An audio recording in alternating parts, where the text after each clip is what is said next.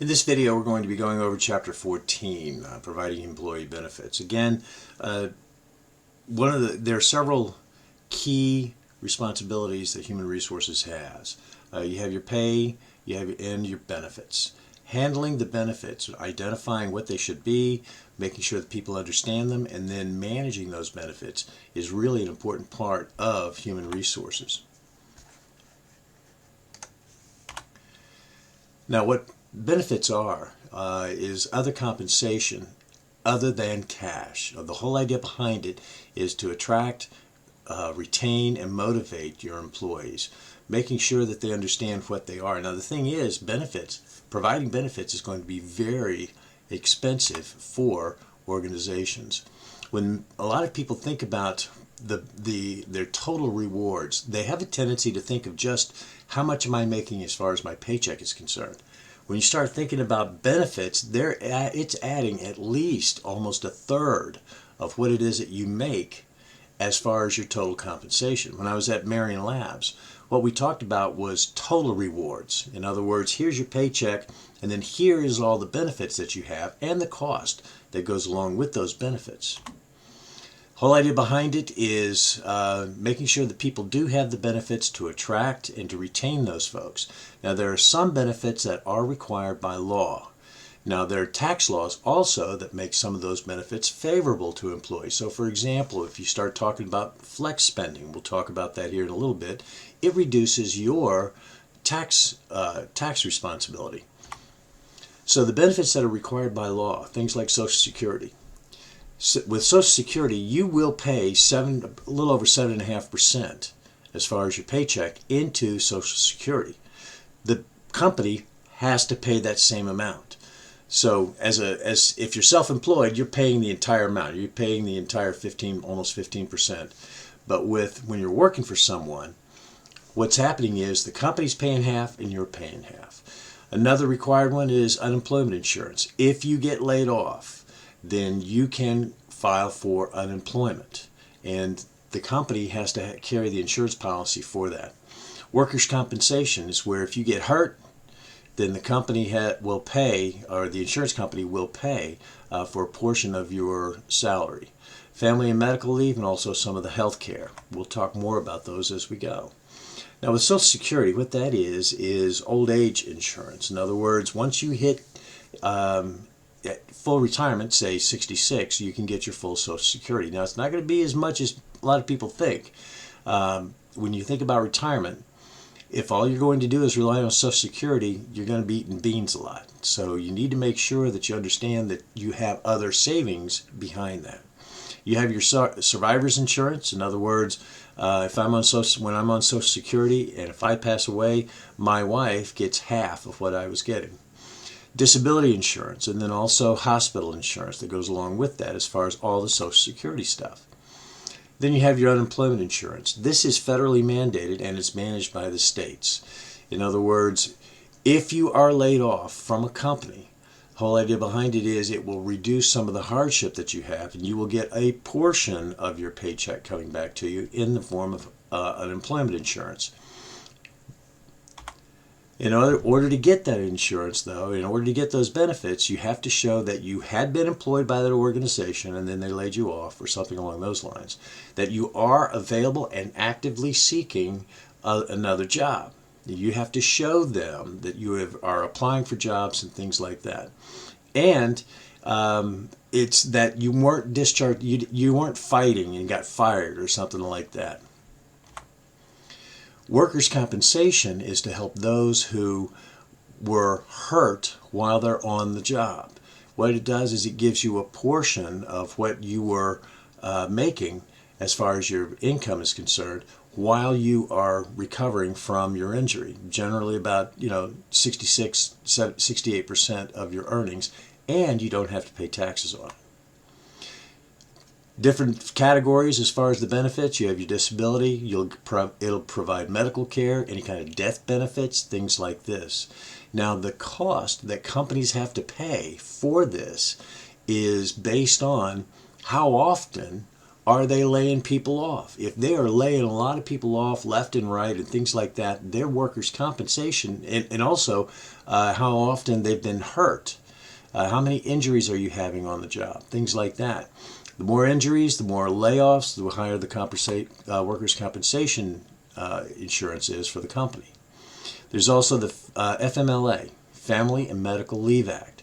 It basically says that you can still be employed for up to 3 months, but you won't get a paycheck, but you're guaranteed that you'll get your job or a comparable job when you come back. Typically, women who are pregnant and they take some time off as far as the childbirth is concerned, they are on FMLA. They're not being paid for it unless they're taking vacation time, but they're guaranteed their job when they come back. Then you have the Patient Protection and Affordable Care Act. The Affordable Care Act, also known as Obamacare.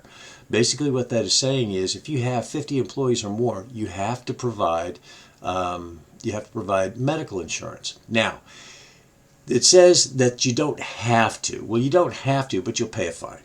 All right? In other words, there's a lot of leverage that goes along with that as far as making sure that your employees do have medical insurance. And as it says there, the laws are complex and changing. You have to stay on top of it. It's a very political issue that's going on right now and has been over the past several years. You can see the percentage of full-time workers that do have access to all kinds of benefit plans as far as paid holidays, paid vacation, things like that. Most employees, full-time workers, do have access to those types of things. Now, the optional benefits, things like paid leave, that's optional. I mean, vacation time and things like that is optional. They don't have to provide that. However, companies do in order to compete in the labor force. Now, some companies will say you have X number of vacation days and you have X number of days that you can take as far as sick leave. Other companies will say you have this much personal time off, and you can use that any way you want. It could be sick leave, it could be vacation, it could be go pick up your kid at school, whatever it is. So there's different ways that companies will handle some of that. Another one is group insurance, things like medical insurance. Okay, most companies with full-time employees will provide medical benefits. All right, and it handles, the hospital and the surgical and things like that. And you can also get some other insurance that goes along with it. In other words, the dental care and vision care and things like that. There are also other optional, but you may hear some voices in the background. It's my wife and one of her friends. You'll also see some optional benefits, things like the health maintenance organizations. And when you start talking about the medical care, a lot of times with HMOs, companies will use that. What it does is it says, okay, here are the physicians that you can go see. They're a member of this group or whatever it is. And one of the things they also do is try to get you to do more well care types of stuff, taking care of your stuff, reduce the amount of sick leave you have, things like that. Then you also have PPOs, Preferred Provider Organizations. That costs the employee a little bit more, but you have more choice as far as who it is that you go to.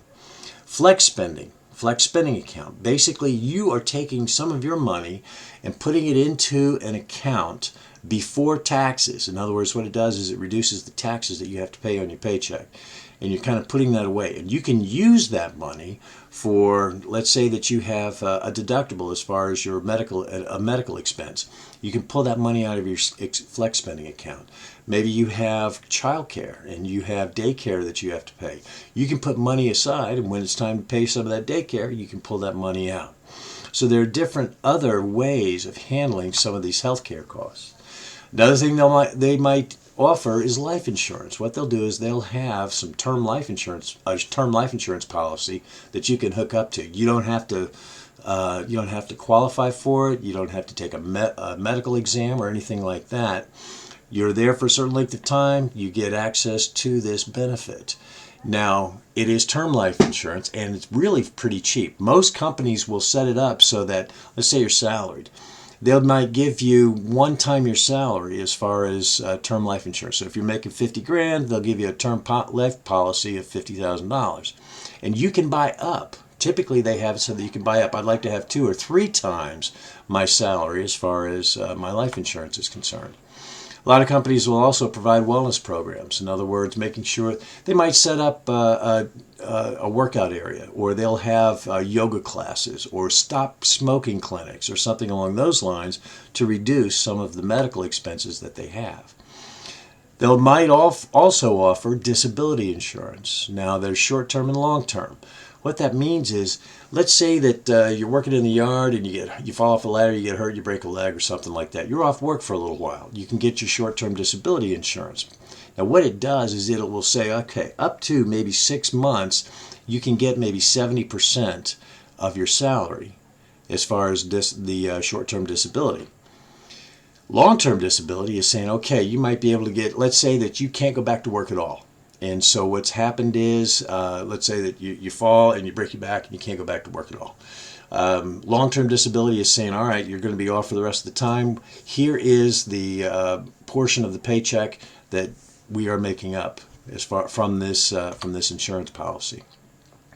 Another one is retirement plans. In other words, they will help you with some retirement. A lot of companies do that today. You have your contributory plan where you put some money in and the company matches it. So in other words, let's say that you're able, they have it set up so that you put 5% of your salary, your paycheck in, they'll match it with 5%. It's free money. If you have opportunity to do that, you take advantage of that wherever you can. The non-contributory plan is funded entirely by the employer. So in other words, they will put aside a little bit of money each year or month or whatever it is into a retirement account for you. A defined benefit plan or a pension basically guarantees a specified level of retirement income. Good luck finding that today. Most companies have moved more towards a contributory plan. They have other benefit also, things like childcare. You might have an organization that has a daycare on site or something like that. Maybe they have a thing where you can set aside a portion of your paycheck for college savings for your kids. Other things like subsidized cafeterias. A lot of companies will have cafeterias where, larger companies where you can go and eat, and it's much cheaper than it would be going outside. When I was at Marion, we had subsidized cafeterias. We also had a workout area, and as far as a fitness center is concerned, and we had a place where you could drop off your dry cleaning. You drop it off a couple days later, you go pick it up. What it does is it saves you a trip someplace else. Maybe they have discounts on their products. So for example, when I was at Hallmark, we paid half of whatever it was that was marked as far as the retail price on any of the Hallmark stuff. Tuition reimbursement. Folks, that's a huge one. If you can hook up with a company that has a tuition reimbursement program, do it. That was the way I did all of my schooling. All of my undergrad and my graduate education was done. I was working full-time, going to school part-time, using the tuition reimbursement. No loans whatsoever. So there's all kinds of other optional benefit plans that you can find. Now, which ones the company takes on depends on the goals of the organization, who it is they're trying to attract, and what kind of budget that they have. If they don't have much in the way of budget, you're not going to get as much as far as benefits are concerned. The thing is, that makes it more difficult to attract and keep some of the people that you want. Thing is, when you're hiring, as an organization, you're hiring, employees are expecting certain benefits, and you have to make sure that you're addressing some of those. Now, a lot of companies will also go to cafeteria-style plans where you can pick this benefit, and this benefit, but not these others as far as the optional benefits are concerned. That can be very beneficial because it might save you some money. There are various ways as far as trying to reduce the cost to companies as far as the benefits are concerned. Going more towards preferred provider organizations and HMOs and things like that. Shifting more of the cost to employees. That's been happening over the past 10 years or so when it comes to medical expenses and medical insurance for organizations. I was just looking it up a little while ago. The average price cost that it's causing companies for medical insurance is around $16,000 a year per person. And so they're asking people to pitch in more money. And so what's happening today is, on average, families are having to pay about $6,000, $5,000 to $6,000 per year for their medical insurance.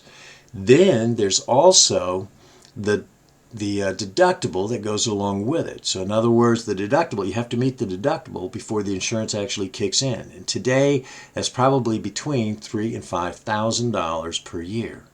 So what's happened is the medical stuff has really blossomed as far as the costs are concerned. And in order to reduce the cost of the company, they're pushing more to the employees. There are benefits that has beneficial tax treatments as far as the organization and for the people. They do everything they can to reduce their taxes. All of us do. All of the benefits have to meet the requirements for anti-discrimination laws. In other words, you cannot discriminate as far as who you give your benefits to, or who you don't give your benefits to, based on the illegal areas of discrimination: race, color, religion, sex, national origin, age, veteran status, disability. And there's also accounting requirements that go along with it because of the FASB, the Financial Accounting Standards Board. There are requirements as far as what it is that they report, what companies report as far as their benefits are concerned. And one of the things from a human resources standpoint is to make sure that you're communicating with the employees as much as possible on a consistent basis and with clarity as far as what their benefits are. There are so many people who really don't understand all of the benefits that they actually have available to them. And so from a human resources standpoint, we have to make sure that people understand that here are the benefits that you have and how to take advantage of them. Those are some of the key points from the chapter. Let me know if you have other questions.